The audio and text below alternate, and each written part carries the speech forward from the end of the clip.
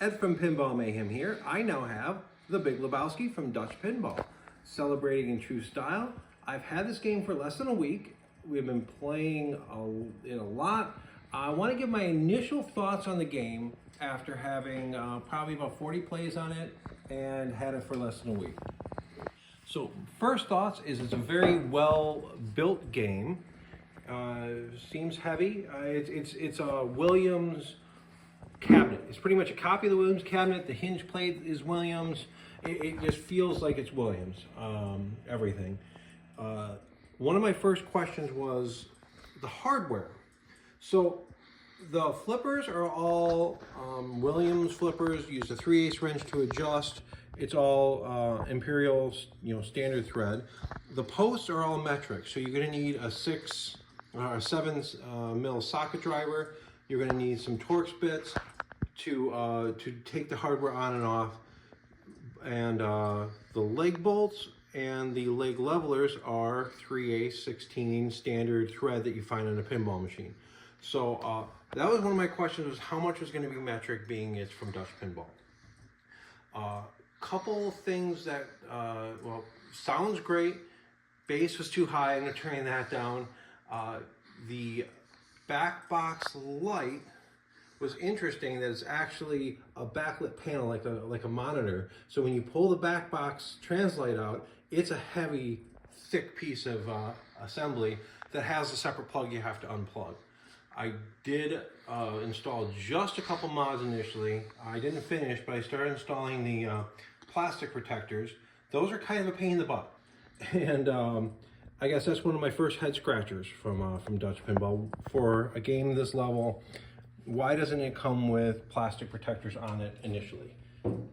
Because, I mean, you want to protect your plastics, and it does change the level for the ramps, having different plastic protectors, or putting them on. So it took a little bit of tweaking to get everything to fit and not jam. Another head scratcher was, it's made out of this high lamination count plywood. It's really quality wood, but areas around the start button here, you can see the plywood, they didn't paint it. I thought that would be kind of, why didn't you paint it before you put the decal down? Minor. You can't see it now, but where the leg bolts go into the legs, it's actually slotted almost to the edge of the leg. So they didn't do a slot in the side, they did a slot in the corner, they did it more on the sides. It looks a little goofy, don't worry, it's covered up by the legs, it has leg protectors. One other goofy thing, actually before I open that up, Williams cabinets on the bottom have a bevel. This is actually you can kind of see this bevel down here, where the Big Lebowski doesn't. And that's something where Stern does it, Williams does it. And the reason they do that is so when you're moving in and out of cars, you're not going to damage the bottom of it. As well as the wood slides on the back of the cabinet do not have nylon feet on them. And they're made out of stacked plywood. I know Spooky used to do them on a stacked plywood too, but they actually sometimes fell apart. So those are just a couple things I would like to see them improve in the next model. Piece of hardwood on the back for the slides, put some nylon feet, and put a micro bevel on here to help. One thing that I still haven't solved is it doesn't come with a coin box or wooden blocks to hold the coin box. I don't know if that is just because different coin boxes in different countries, but in other games there's just these 2 little wooden blocks that it sits in, and that was a little goofy. And the other thing was, it doesn't come with coin mechs. That makes sense because it's a different country. But notice I don't have this in. Here it is to lock my mechanism in. Both these were installed backwards. And with this groove, it's actually offset where it runs right in the top of the mechanism, where you have to flip it around. If this is in, it actually hits the ball trough. So I'm gonna have to cut the tab off the top, bend it the other way. I'm gonna have to do something to make this fit. Not a huge deal, but just I think they should have pre-bent that for me rather than just turn it the wrong way. Of course, most home users won't even care. I'm gonna eventually be running this on tokens, so I got these 3D printed any coin mechs in here.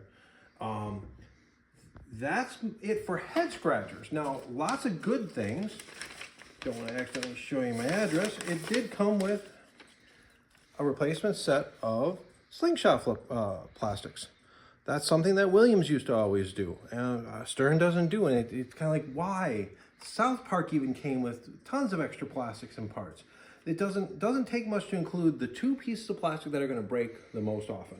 So that's really cool that it came with that. It came with, it's across the room, I can grab it.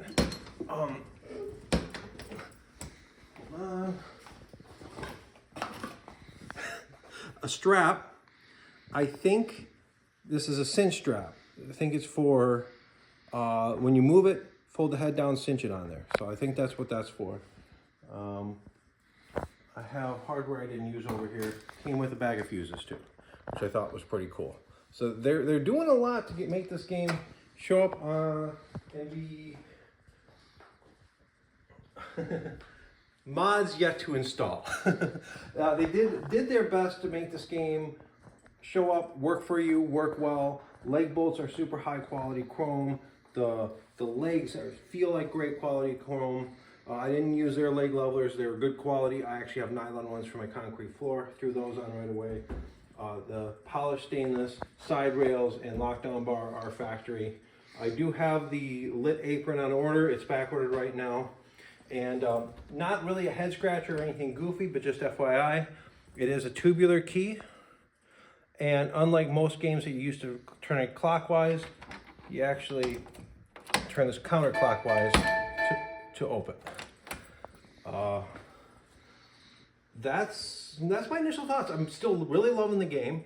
Been playing it for at least an hour, 2 hours a night since I got it, and even took a day off of work so I can play it and work on some other things.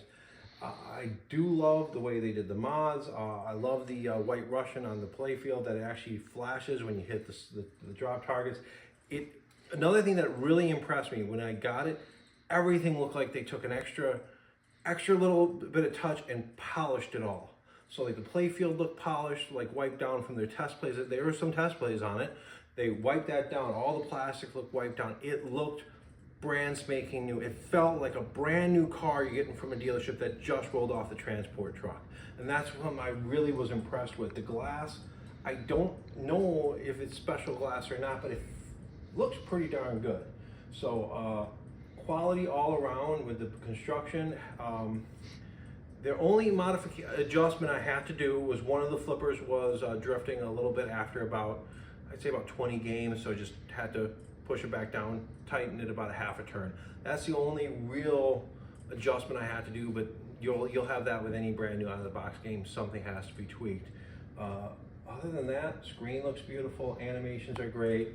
And the only mod that I think I said this already, that I did initially right away, first thing was the sound mod to get the actual sounds from the movie, where you have to, a gentleman offers an image you download and you have to put it into a 120 gigabyte hard drive.